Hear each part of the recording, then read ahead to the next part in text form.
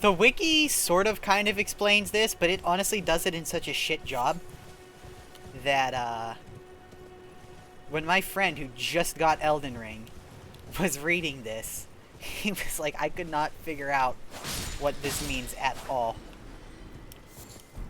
And they honestly don't go over the full route, and I don't know why. Now, if you're doing this because you actually need to farm an item, then you're going to want to use a silver pickled foot, because that will greatly increase your drop chances of these pickled FowlFoots. Or, well, they're not pickled yet, but you get what I'm saying. And fast traveling will consume your buff. So you want to make use of it for as long as possible.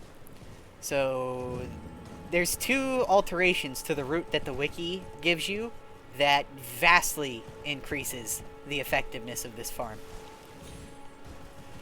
First and foremost, instead of just going up to the fort and teleporting back, we're going to go around the fort and we're going to keep walking forward. I don't know why it fails to mention this, but there are fowls all along the backside of the fort.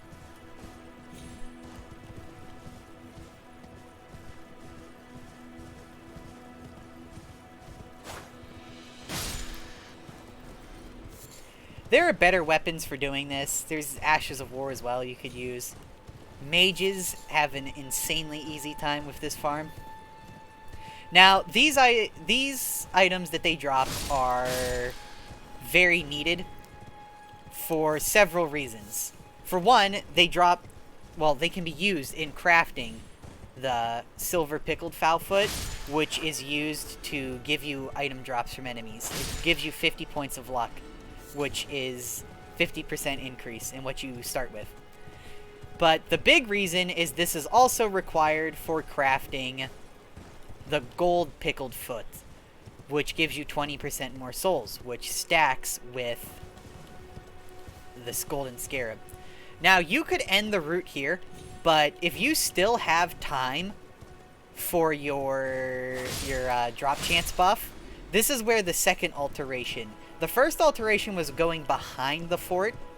The second alteration would be going along up here. And really, you would just want to go up as far as your buff will allow you. As soon as your buff runs out, you just teleport back to the church and go again.